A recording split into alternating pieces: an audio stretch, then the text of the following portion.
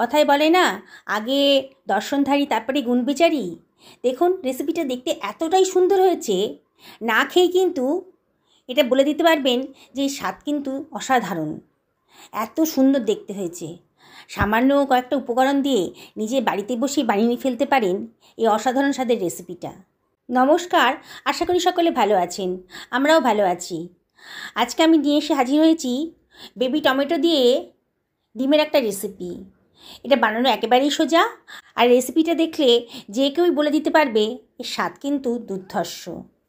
চলুন তাহলে রেসিপিটা বানানো যাক। আমি 5খানা ডিমকে সেদ্ধ করে খোলাটা ছাড়িয়ে রেখে নিয়েছি। এবার আমি একটা ডিমকে মাঝখান দিয়ে কেটে দিলাম, তারপরে আবারও মাঝখান দিয়ে কেটে নিচ্ছি। তার মানে আমি একটা ডিমকে 4 ভাগ করে ভাগ করে নিলাম। সমস্ত ডিমগুলোকে আমি 4 ভাগে ভাগ করে নেব। ছুরি দিয়ে আমি এভাবে কেটে নিচ্ছি ডিমগুলোকে। আমার ডিমগুলো সব কাটা হয়ে গেছে। আমি এরপরে ছড়িয়ে দিচ্ছি সামান্য একটু লবণ, খুব সামান্য পরিমাণ লবণ আমি উপর থেকে ছড়িয়ে দিলাম। আর ছড়িয়ে দিলাম খানিকটা লঙ্কার গুঁড়ো, খুব সামান্য পরিমাণ লঙ্কার গুঁড়ো ছড়িয়ে দিলাম। এবারে একটা প্লেটের মধ্যে 2 টেবিল চামচ মতো ময়দা আমি নিয়ে নিলাম। এরপরে নিয়ে নিলাম 2 টেবিল চামচ মতো কর্নফ্লাওয়ার। এবারে আমি এর মধ্যে নিয়ে নিচ্ছি সামান্য পরিমাণে লঙ্কার গুঁড়ো, এই 1/4 টেবিল চামচ মতো লঙ্কার গুঁড়ো দিলাম। আর দিয়ে দিচ্ছি 1/4 টেবিল চামচ মতো লবণ। এইবারে আমি সব কিছু ভালো করে মিশিয়ে নিচ্ছি।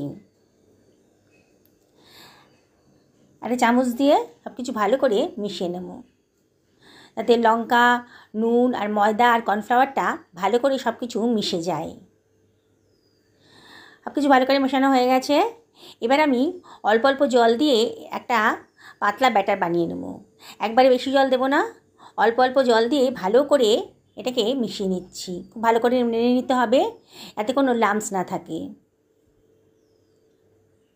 ব্যাটারটা খুব বেশি পাতলাও হয়নি, খুব বেশি ঘনও হয়নি।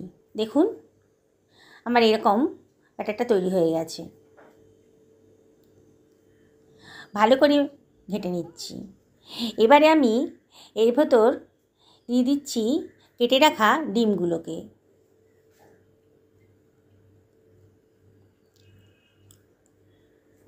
সবগুলো ডিম একসঙ্গে দেওয়া যাবে না, অল্প অল্প ডিম দিতে হবে। এবার একটা কাঁটা চামচের সাহায্যে আমি ব্যাটারের মধ্যে ডিমগুলোকে ভালো করে মাখিয়ে নিচ্ছি। আমি হাত ইউজ করছি না, কাঁটা চামচ দিয়েই আমি ব্যাটারের মধ্যে ডিমগুলোকে মাখিয়ে নিলাম। দেখুন এইভাবে ডিমগুলোকে আমি ভালো করে ব্যাটারের মধ্যে মিশিয়ে নিচ্ছি। একটা ফ্রাই প্যানের ভেতর এই 4 টেবিল চামচ মতো সাদা তেল গরম করে নিয়েছি। তেলটা যখন বেশ গরম হয়ে গেছে তখন মিডিয়াম ফ্লেমে রেখে আমি একটা একটা করে ডিম গোলার মধ্যে ডুবিয়ে ভালো করে ভেজে নিচ্ছি। গ্যাসের ফ্লেমটা মিডিয়ামেই রেখেছি।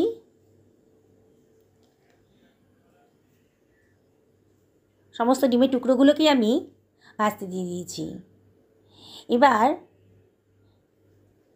হালকা হাতে একটু ওলট পালট করে দিতে হবে, যাতে দুটো পিঠই ভালো করে ভাজা হয়ে যায়। দেখুন আমি কাঁটা চামচ দিয়ে ডিমগুলো এপিট ওপিট করে ভালো করে ভেজে নিচ্ছি।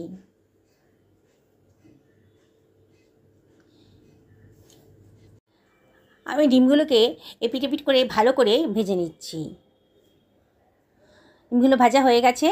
আমি এবার ডিমগুলোকে তেল থেকে তুলে নেব। দেখুন কালারটা চেঞ্জ হয়ে গেছে, দেখেই মনে হচ্ছে আমার দুপিটি ভালো করে ভাজা হয়ে গেছে। এবার আমি একটা ছাঁকনি দিয়ে ডিমগুলোকে তেল থেকে তুলে অন্য একটা পাত্রের ভেতর রেখে দিচ্ছি। সমস্ত ডিমগুলোকে আমি তুলে নিলাম। এবার যে তেলটা ছিল ওই তেলের ভেতরেই আমি 2খানা পেঁয়াজকে বড় বড় করে কেটে রেখেছিলাম, সেটা দিয়ে দিলাম। দিয়ে ফ্লেমটা হাইতেই রেখেছি। মিনিটখানেক একটুখানি ফ্রাই করে নিচ্ছি। পেঁয়াজটা কালারটা একটু সামান্য চেঞ্জ হয়ে গেছে, তখনই আমি দিয়ে দিলাম 2খানা ক্যাপসিকামকে লম্বা লম্বা করে কেটে রেখেছিলাম সেটাও দিয়ে দিলাম। দিয়ে সব কিছু ভালো করে মিশিয়ে নিচ্ছি। গ্যাসের ফ্লেমটা হাইতেই রেখেছি। এখন অনবরত কিন্তু নাড়তে হবে।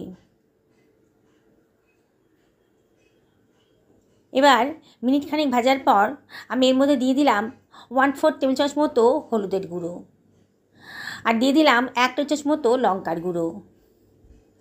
এই রান্নাটা একটু ঝাল ঝাল হলে খেতে ভালো লাগে। আর দিয়ে দিলাম 1 টেবিল চামচ মতো লবণ। সব কিছু দেওয়া হয়ে গেছে। এবারে আমি এর ভেতর দিয়ে দিচ্ছি 2 টেবিল চামচ মতো ভিনিগার। আমি এখানে সাদা ভিনিগার ইউজ করেছি। এবারে আমি এর ভেতর দিয়ে দেবো সোয়া সস। 2 টেবিল চামচ মতো সোয়া সস আমি এর মধ্যে দিয়ে দিলাম। দিয়ে আবারও সব কিছু ভালো করে মিশিয়ে নিচ্ছি। অনবরত নাড়তে হবে। এর মধ্যে মিনিট খানেক নাড়ার পর আমি দিয়ে দিলাম কতগুলো বেবি টমেটো। এই টমেটোটা দিলে পরে রান্নার স্বাদটা কিন্তু বহুগুণ বেড়ে যায়, খুব সুন্দর খেতে হয়। আর দিয়ে দিলাম কতগুলো কাঁচা লঙ্কা। দেখুন বন্ধুরা, আমি আবারও সব কিছু ভালো করে মিশিয়ে নিচ্ছি। গ্যাসের ফ্লেমটা হাইতেই রেখেছি। এবারে আমি সব কিছু ভালো করে মিশিয়ে নিয়ে এটা আমি ঢাকা দিয়ে দিচ্ছি মিনিট 2-3 জন্যে। 2 মিনিট হয়ে গেছে। দেখুন আমার রান্নাটা কিন্তু অনেকটাই মজে গেছে, কালারটাও কিন্তু চেঞ্জ হয়ে গেছে, খুব সুন্দর একটা কালার এসছে। এবার আমি গ্যাসের ফ্লেমটা লোতে রেখে দিয়েছি। এবার আমি ভেজে রাখা ডিমের টুকরোগুলো এর ভেতর দিয়ে দিচ্ছি। দিয়ে সব কিছু আবারও ভালো করে মিশিয়ে নেব। হালকা হাতে সব কিছু ভালো করে মিশিয়ে নিচ্ছি। দেখুন বন্ধুরা, আপনাদের যে রেসিপিটা ভালো লাগে তাহলে লাইক করবেন, কমেন্ট করবেন আর শেয়ার করবেন। আপনাদের এই লাইক, কমেন্ট, শেয়ার আমারই চলার পথের অমূল্য সম্পদ। আর যেসব বন্ধুরা আজকে আমার চ্যানেলে প্রথম দিন, তাদেরকে আমি রিকোয়েস্ট করব, যদি তারা ইউটিউব থেকে দেখেন তাহলে আমার চ্যানেলটাকে সাবস্ক্রাইব করবেন।